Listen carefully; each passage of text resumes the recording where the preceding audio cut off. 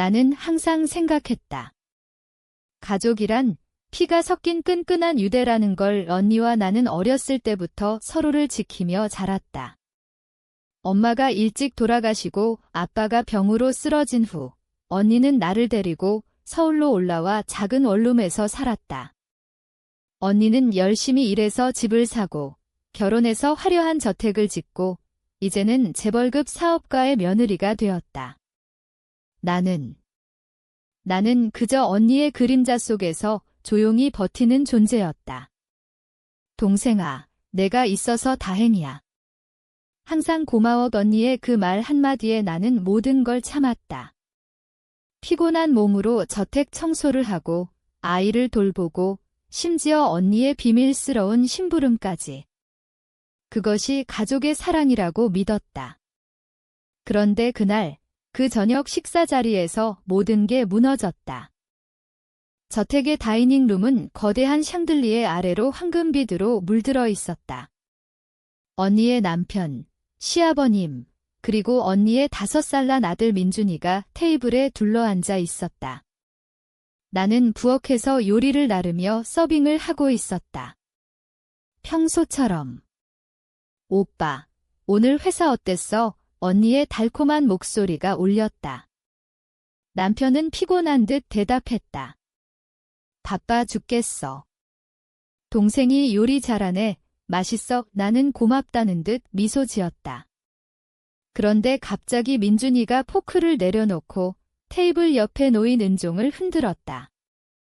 딸랑, 딸랑. 그 소리가 내 가슴을 후벼 팠다.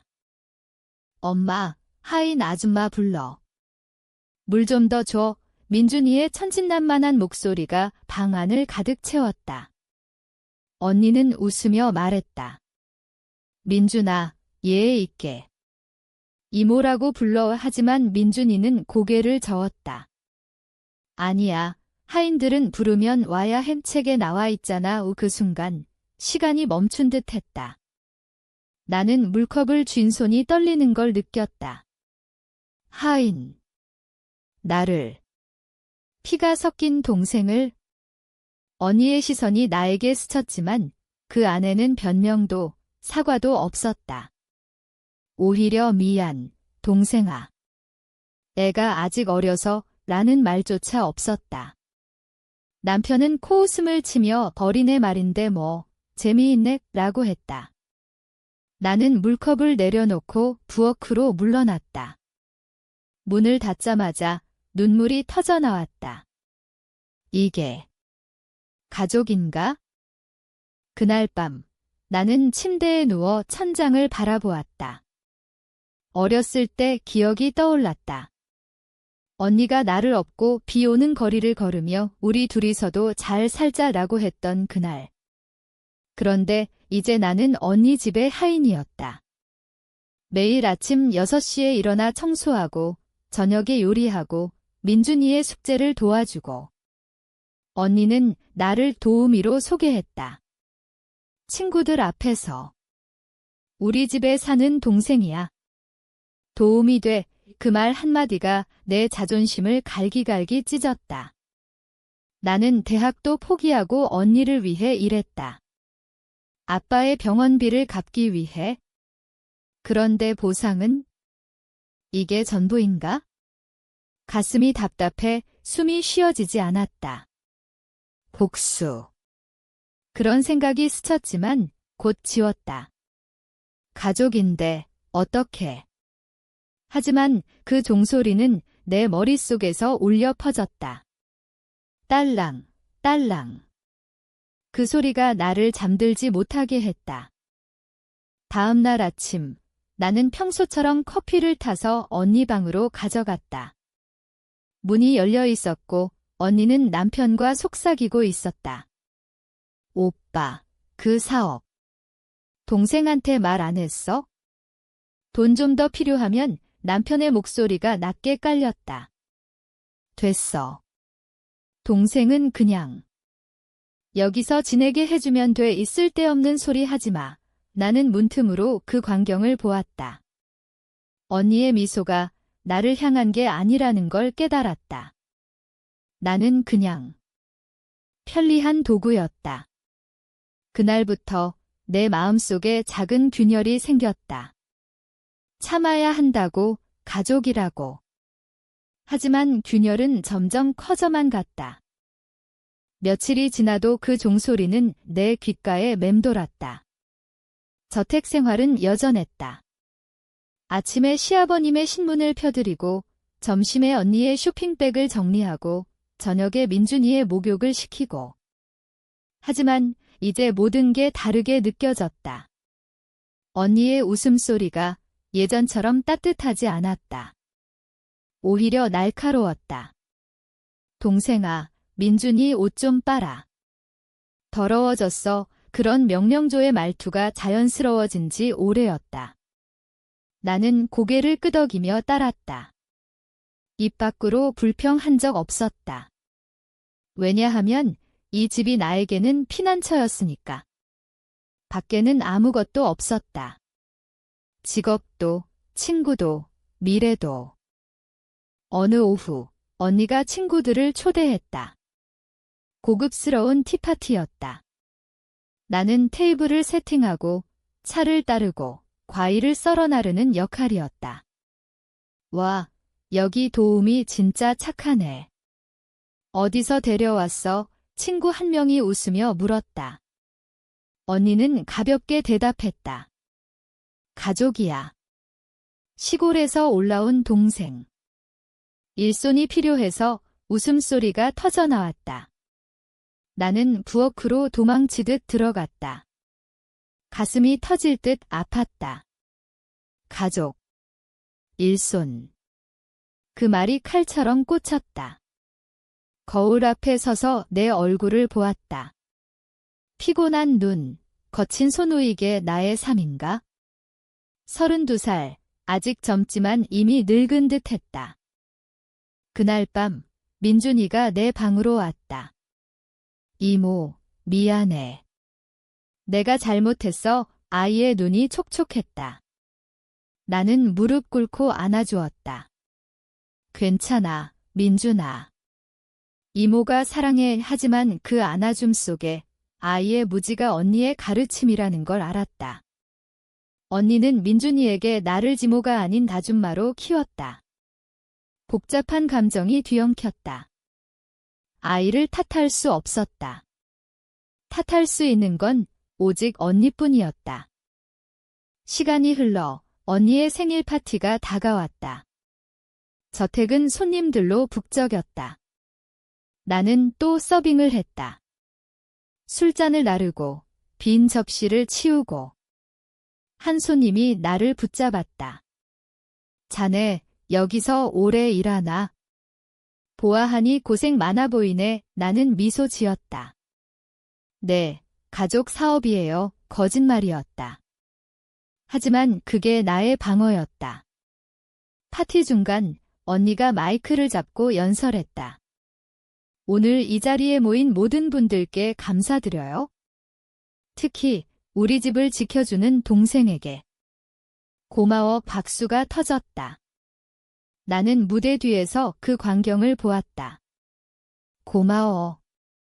그게 다야? 내 희생을, 내 고통을 모르는 척.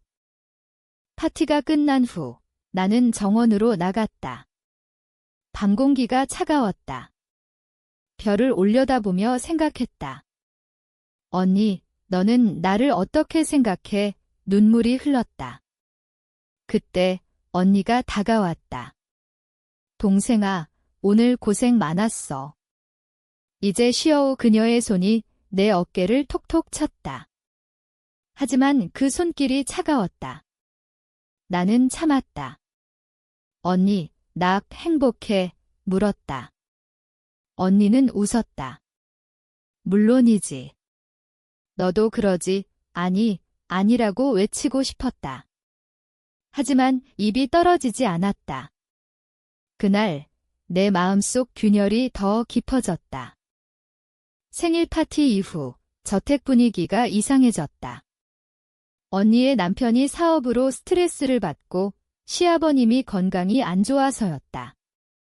나는 더 바빠졌다. 약을 챙기고 의사를 부르고 심지어 언니의 울음소리를 달래주고. 동생아, 나 어떡해? 오빠가 요즘 차가워거니가 내게 털어놓았다. 나는 위로했다. 괜찮아질 거야, 언니요. 하지만 내 마음은 달랐다. 왜 나한테? 왜 내 고통을 나한테 쏟아? 너는 나의 고통을 모르잖아. 어느 날 부엌에서 옛날 사진 앨범을 발견했다. 어렸을 때 사진. 언니와 내가 손잡고 웃는 모습. 그 아래에 적힌 글씨. 영원한 자매요. 가슴이 저렸다. 이게 다 어디로 갔을까? 앨범을 덮고 창밖을 보았다. 서울의 야경이 번쩍였다. 저 밖에는 자유가 있을 텐데. 민준이의 학교 행사가 있었다. 언니가 바빠서 나를 보냈다. 동생아, 대신 가줄래? 민준이 엄마라고 소개해. 나는 갔다. 행사장에서 부모들이 모여 수다를 떨었다. 어머, 민준이 엄마세요? 젊으신의 칭찬이 쏟아졌다. 하지만 나는 웃었다. 아니에요. 이모예요. 이 속으로는 씁쓸했다. 언니의 삶을 대신 사는 기분이었다. 집에 돌아오니 언니가 화를 냈다. 왜 이모라고 했어? 민준이가 창피해하잖아. 나는 당황했다. 그냥. 사실대로 언니의 눈이 번뜩였다. 사실. 내가 여기 사는 이유를 잊었어? 우리 가족을 위해. 그 말에 무언가 끊어지는 소리가 났다. 가족. 이건 가족이 아니야? 노예 계약이야. 그 주말 시아버님의 생신잔치가 열렸다. 또 파티였다. 나는 또 서빙했다. 이번에는 더 많은 손님. 재벌들, 정치인들. 그들 사이에서 나는 보이지 않는 존재였다. 한 할아버지가 나를 불렀다. 아가씨, 이 와인 어때? 나는 따랐다. 그런데 갑자기 언니의 목소리가 들렸다. 아빠, 동생이요. 우리 집 도우미 웃음이 터졌다. 도우미. 또 그 단어. 나는 와인잔을 떨어뜨렸다. 유리 깨지는 소리가 방 안을 울렸다. 모두의 시선이 나에게 쏟아졌다. 언니의 얼굴이 창백해졌다. 동생아, 왜 그래? 나는 아무 말 없이 부엌으로 갔다. 손이 피투성이었다. 상처를 씻으며 생각했다. 이 상처는 내 마음의 상처보다 작아. 얼마나 더 참아야 할까? 그날 밤, 나는 처음으로 짐을 쌌다. 작은 가방에 옷 몇 벌. 하지만 아침이 되자 다시 풀었다. 갈 데가 없으니까. 언니의 문자가 왔다. 미안해, 동생아. 스트레스 받아서 사과. 그게 사과인가? 시간이 흘러 가을이 깊어졌다. 나뭇잎이 저택 정원을 물들였다. 나는 여전했다. 하지만 마음속에 불씨가 피어올랐다. 복수라는 불씨. 어떻게? 언니를 아프게 할 방법은 뭐가 있을까? 돈. 언니는 부유했다. 명예.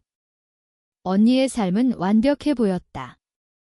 아니, 어쩌면 그 완벽함 뒤에 숨겨진 게 있을지도. 어느 날 언니의 핸드폰을 우연히 봤다. 청소 중에 테이블 위에 놓여 있었다. 메시지 알림이 떴다. 여보, 그 투자건 성공했어? 동생한테는 비밀 남편의 메시지였다. 투자. 무슨 투자? 호기심에 열어봤다. 아니, 훔쳐봤다. 채팅 기록. 언니와 남편이 나에 대해 이야기했다. 동생은 그냥 두자. 돈 좀 더 주면 얌전할 거야. 맞아. 병원비 갚아주고 있잖아. 그걸로 충분해. 내 손이 떨렸다. 병원비. 아빠의 그 돈이 내 희생의 대가였다고?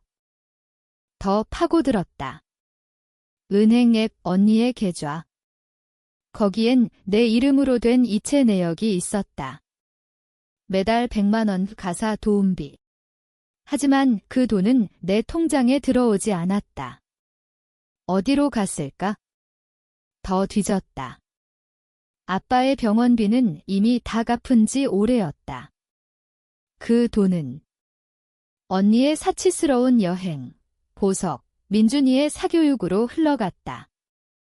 배신감이 밀려왔다. 나는 울부짖고 싶었다. 이게 사랑인가? 그날 저녁 식사 자리에서 나는 참을 수 없었다.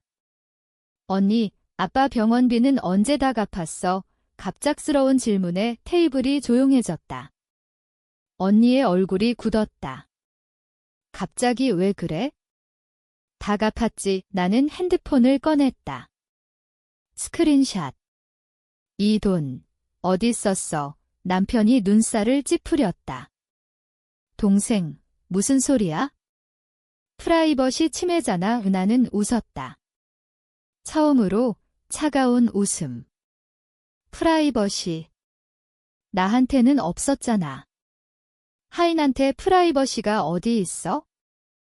민준이가 울기 시작했다. 언니가 나를 끌고 나갔다. 미쳤어. 왜 갑자기? 나는 소리쳤다. 왜? 내가 나를 도구로 썼으니까. 그 돈으로 내 삶을 꾸몄으면서 언니의 눈에 눈물이 고였다. 동생아. 미안해. 내가 잘못했어. 하지만 가족이잖아. 가족. 또 그 단어. 나는 고개를 저었다. 가족은 서로를 존중해. 너는 나를 짓밟았어. 그 밤, 나는 다시 짐을 쌌다. 이번에는 진짜로. 문을 나서려는데 언니가 막아섰다. 가지마. 내가 다 설명할게. 설명. 늦었다. 하지만 나는 멈췄다. 왜? 아직도 희망이 남아 있었으니까. 언니의 눈빛이 어렸을 때처럼 보였으니까.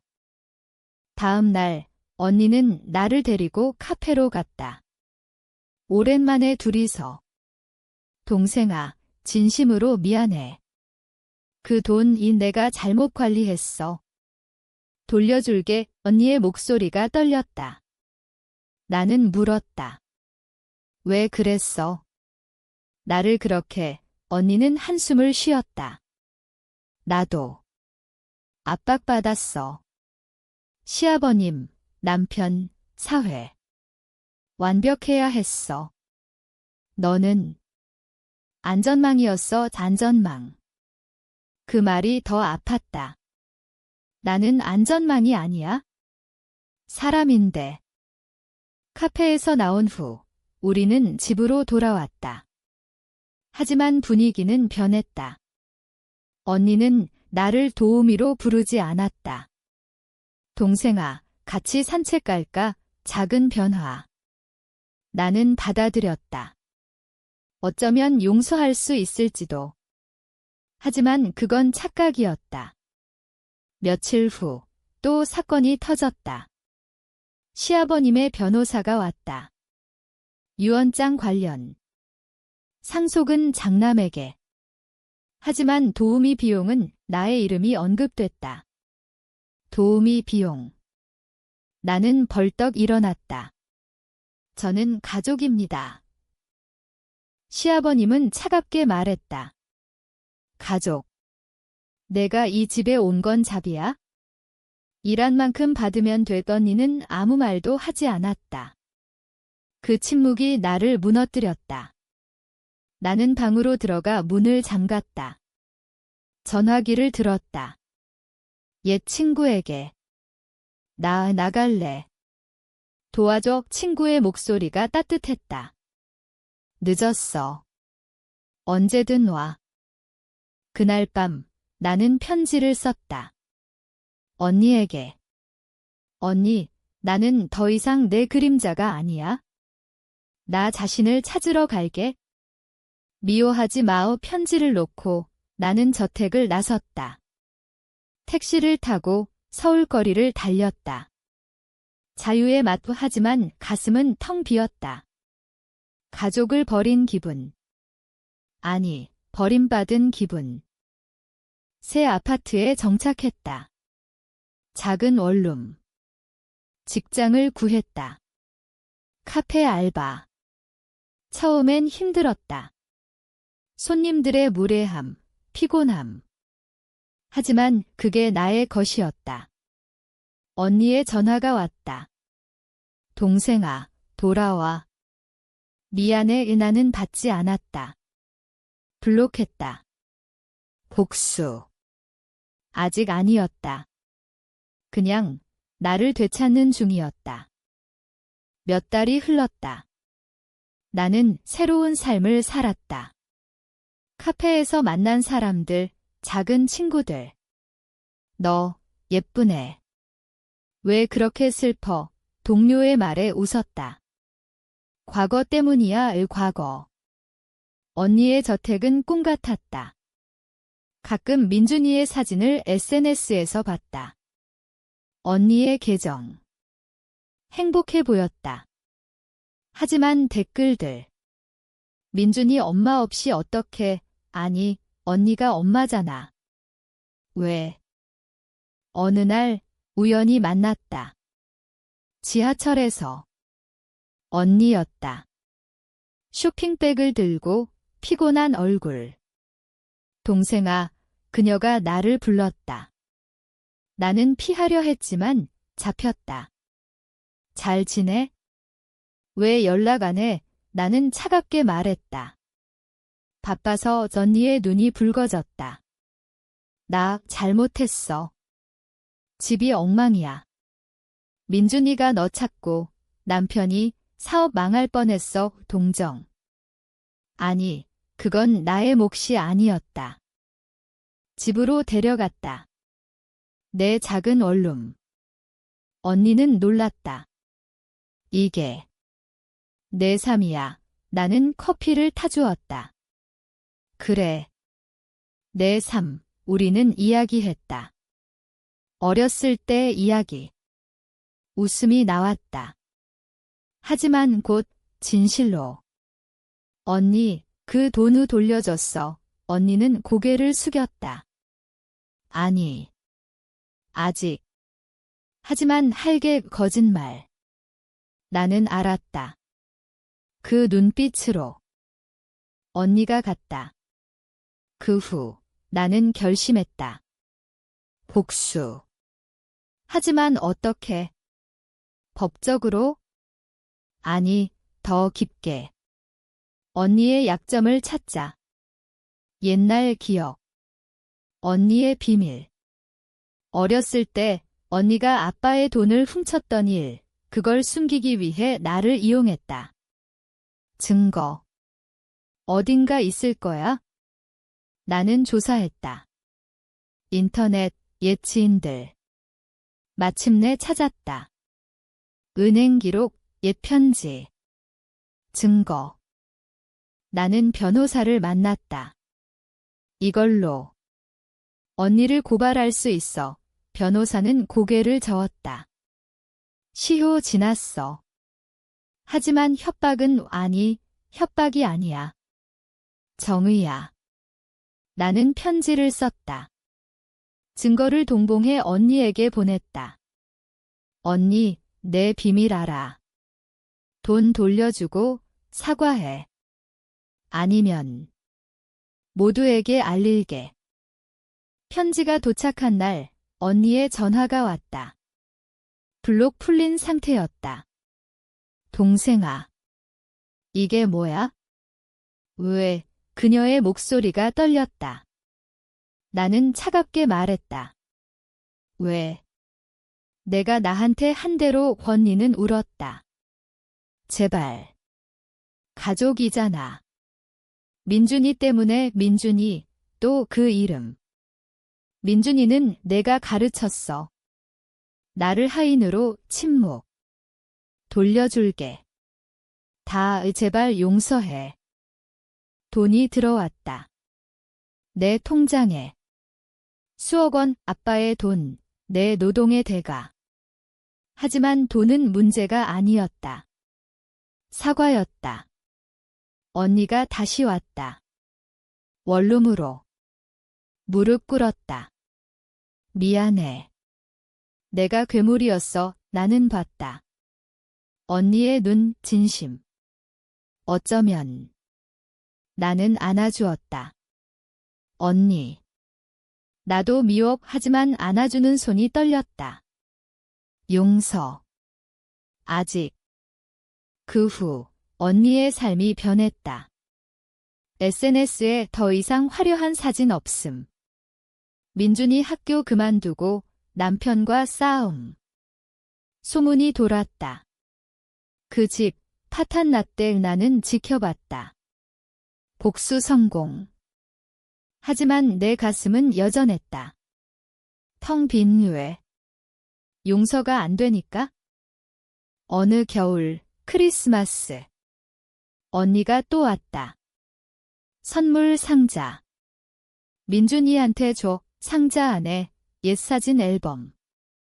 우리 다시 시작하자. 나는 받아들었다. 그래, 하지만 마음속에 작은 벽이 세워졌다. 신뢰는 깨진 그릇. 다시 붙여도 틈이 남아. 나는 직장을 옮겼다. 작은 회사, 사무직. 처음으로 내 이름으로 사는 기분.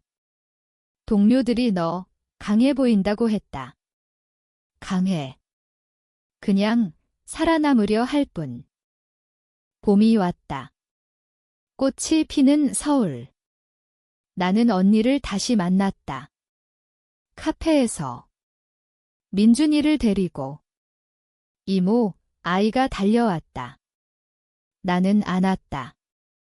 따뜻함. 민준아, 컸네. 언니는 조심스러웠다. 동생아, 나 변화했어. 상담받아. 내 잘못을 깨달았어. 나는 물었다. 진짜, 언니는 고개를 끄덕였다. 네, 너 덕분에. 하지만 의심이 남았다. 그날 밤, 나는 꿈을 꿨다. 저택의 종소리. 딸랑. 깨어나 눈물이 흘렀다. 아직 끝나지 않았다. 복수의 끝은 뭐지? 용서. 아니면 영원한 거리? 언니의 생일이 다가왔다. 올해는 초대받았다. 저택으로. 가기 싫었지만 갔다. 민준이를 위해. 테이블은 여전했다. 하지만 이번엔 나는 손님이었다. 동생아, 앉아. 언니의 말 앉았다. 민준이가 종을 만지작거렸다. 이모, 이거 올리면. 나는 미소 지었다. 울리지 마. 사람 부르는 게 아니야? 식사 중 남편이 말했다. 동생, 미안했어.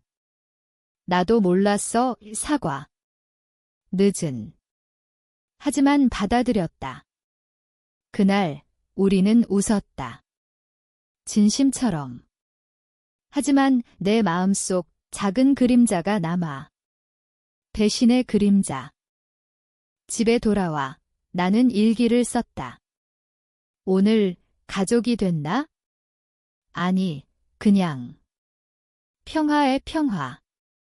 그게 복수의 끝일까? 여름 더위가 기승을 부렸다.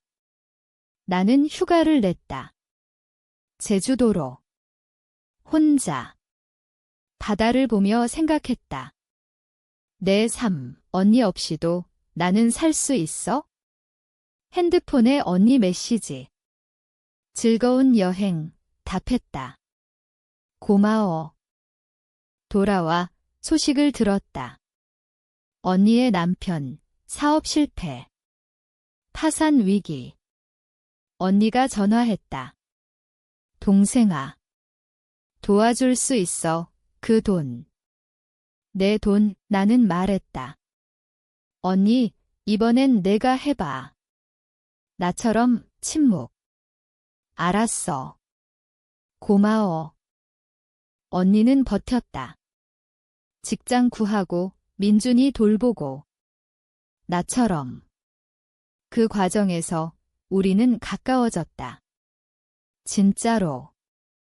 동생아, 내가 강해준 덕이야. 연니의 말. 나는 웃었다. 우리 둘 다.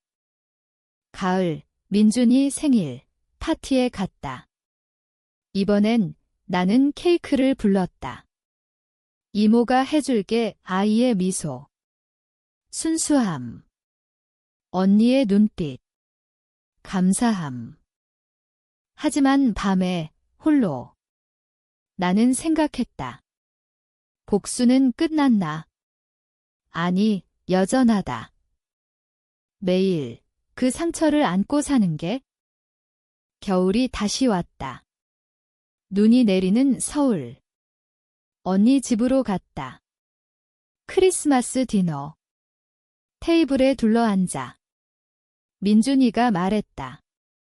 이모, 사랑해. 나는 눈물이 고였다. 나도. 식사 후 정원 산책.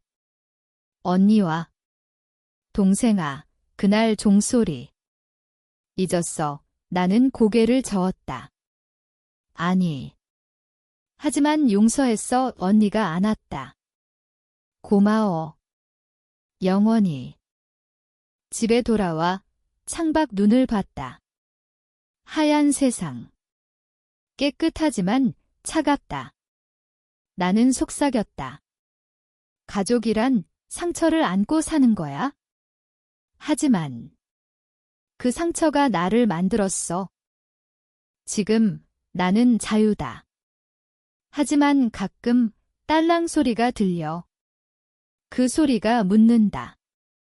용서한 게 맞았을까? 아니면 그냥 살아가는 법일까?